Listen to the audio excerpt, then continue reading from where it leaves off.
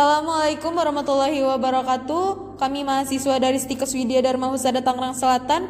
Berdirinya kami di sini akan memberikan penyuluhan tentang hipertensi pada lansia. Sebelumnya perkenalkan, nama saya Zahra Hanifadina, saya sebagai moderator.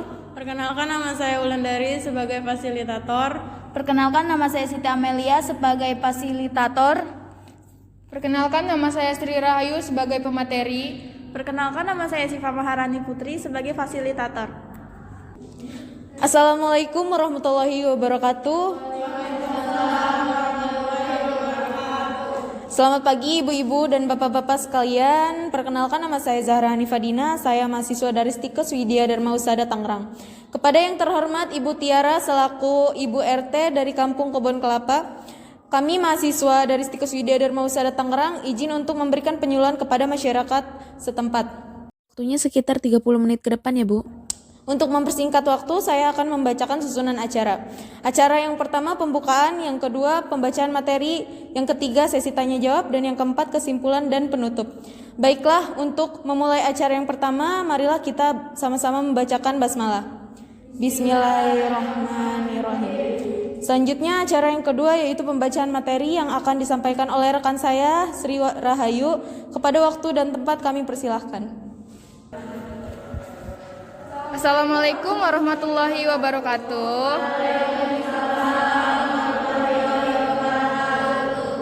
Selamat pagi ibu-ibu semuanya. Nah, sebelum mulai acaranya, perkenalkan nama saya Sri Rahayu, mahasiswi Stikes Widya Dharma Husada Tangerang. Sebelum kita mulai masuk ke materi, ibu-ibu apa udah pada makan nih? Oh, belum. Pantes ya, kelihatannya pada pucet, ada yang ngantuk ya. Ibu-ibu, nah jadi kita mulai aja langsung ke materi. Ibu-ibu tahu nggak sih hipertensi itu apa? Tekanan darah tinggi, iya benar. Nah jadi hipertensi merupakan suatu keadaan di mana peningkatan darah sistolik berada di atas batas normal, yaitu lebih dari 140 mmHg dan tekanan darah diastoliknya lebih dari 90 mmHg. Nah, sebelumnya Ibu tahu nggak sih tekanan darah normal itu rentangnya berapa? Nah, iya benar, 120/80. Ibu-ibu pinter ya. Nah, jadi hipertensi itu ada macam-macam ya ibu-ibu. Bisa ibu lihat di sini ada hipertensi primer atau esensial, hipertensi sekunder, prehipertensi, krisis hipertensi, hipertensi urgensi, hipertensi emergensi, hipertensi dalam kehamilan, hipertensi setelah kehamilan, hipertensi pulmonal, hipertensi pada lansia. Nah, yang kita bahas hari ini hipertensi pada lansia ya ibu-ibu ya. Selanjutnya ada hipertensi sistolik terisolasi sama hipertensi resisten. Nah, hipertensi pada lansia kenapa sih bisa terjadi? Kenapa lansia-lansia banyak yang terkena hipertensi ya? Jadi hipertensi pada lansia merupakan hal yang sering ditemukan dikarenakan sebagai besar orang-orang parubaya atau lansia beresiko terkena hipertensi. Hipertensi pada lansia disebabkan oleh penurunan elastis dinding aorta, penebalan kutub jantung yang membuat kaku kutub, menurunnya kemampuan memompa jantung, kehilangan elastis pembuluh darah perifer, dan meningkatnya resistensi pembuluh darah perifer. Penyebab lansia menderita hipertensi di atas karena kemunduran fungsi tubuh. Jadi kemunduran fungsi tubuh itu ibu-ibu ada yang tahu nggak? Kayak gimana contohnya? Enggak ya. Nah, jadi kemunduran fungsi tubuh ini kayak contohnya nih, ibu-ibu kan sekarang umurnya di rentang 40-50 ya? Apa ada yang masih muda nih di sini? Oh, udah pada tua semua ya. Nah, jadi kemunduran fungsi tubuh di lansia contohnya itu apa? Jadi kulitnya itu jadi kendor ya ibu-ibu ya. Jadi darahnya juga nggak memompa secara benar ke jantung gitu.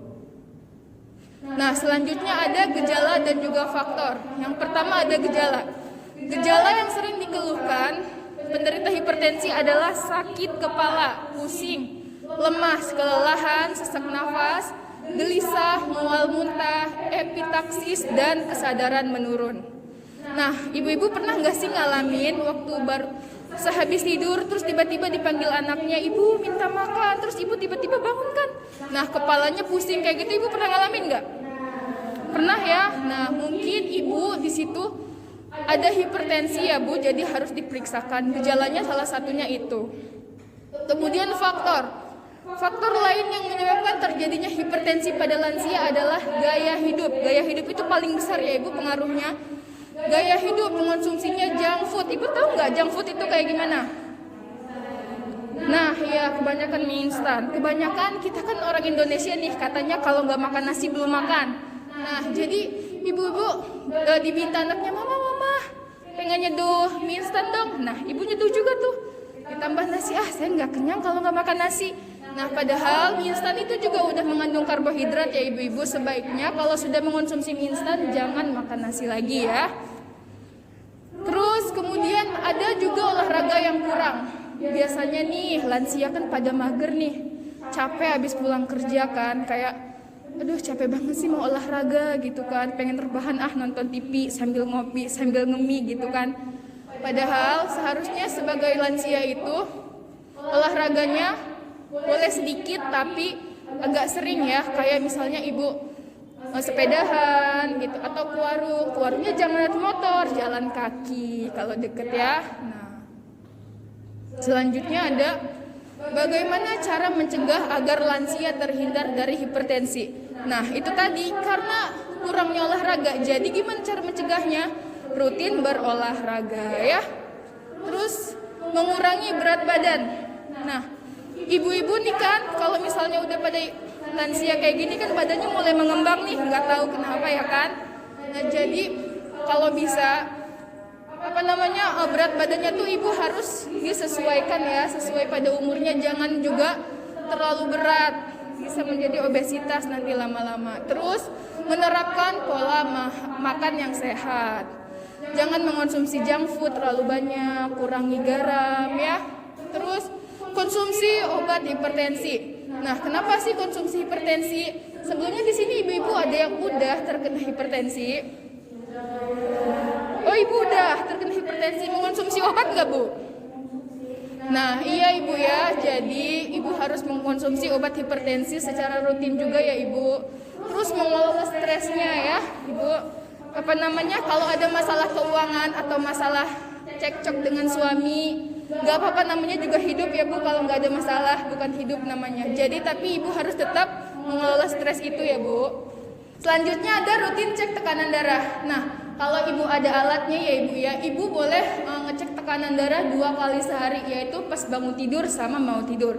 Kalaupun nggak ada, nggak apa-apa, seminggu sekali boleh ibu datang ya ke posko ini lagi, karena kami buka cek tekanan darah setiap hari Minggu ya ibu ya. Nah selanjutnya kenapa sih dilakukan penyuluhan?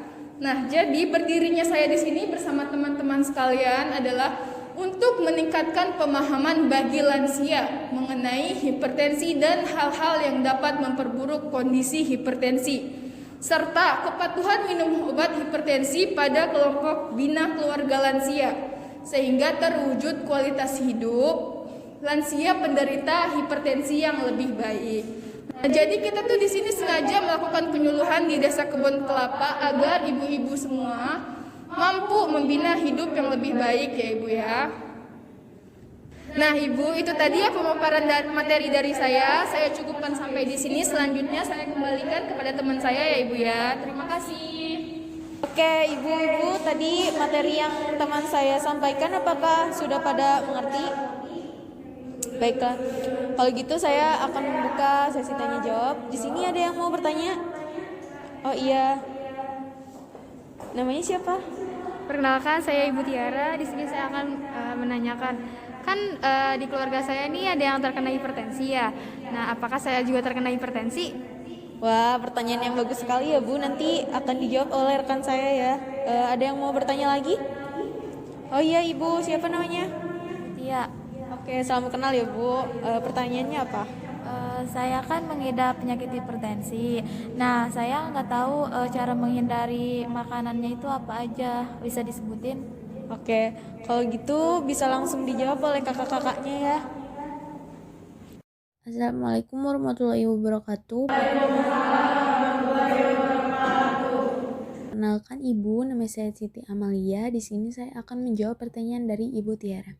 Jadi Ibu, hipertensi memang sebenarnya adalah penyakit turunan, baik dari orang tua maupun dari keluarga yang sedarah sama Ibu ya Bu. Tapi Ibu jangan khawatir, hipertensi juga bisa dihindari dengan cara Ibu mengubah gaya hidup. Kayak seperti sering olahraga, terus menjaga pola makannya, jangan terlalu banyak garam, lalu menjaga berat badan ideal yang obesitas, maupun untuk bapak-bapak yang sering merokok dikurangin ya Pak merokoknya. Itu saja sih Bu. Selebihnya apakah Ibu sudah mengerti? Jika sudah mengerti, saya akan memberikan jawaban kepada teman saya selanjutnya. Assalamualaikum warahmatullahi wabarakatuh.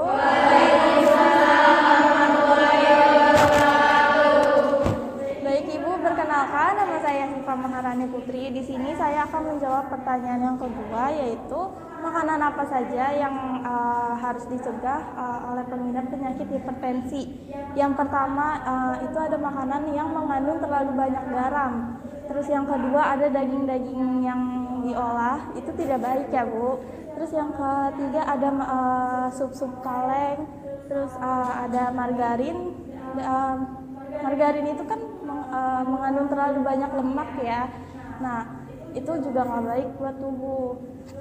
Dan untuk minum-minumannya, itu nggak boleh minum minuman yang beralkohol. Apakah udah paham Ibu? Oke, mulai sekarang dijaga pola makannya ya Bu. Terima kasih. Baik Ibu-Ibu, jadi itu penyuluhan yang tadi kami sampaikan. Mengingat dampak, faktor, dan resiko yang disebabkan oleh hipertensi, saya harap ibu-ibu dan bapak-bapak mampu mencegah penyakit hipertensi, yaitu dengan cara mengubah gaya hidup. Baik, sebelumnya saya sangat berterima kasih kepada bapak-bapak dan ibu-ibu yang telah mendengarkan penyuluhan dari kami.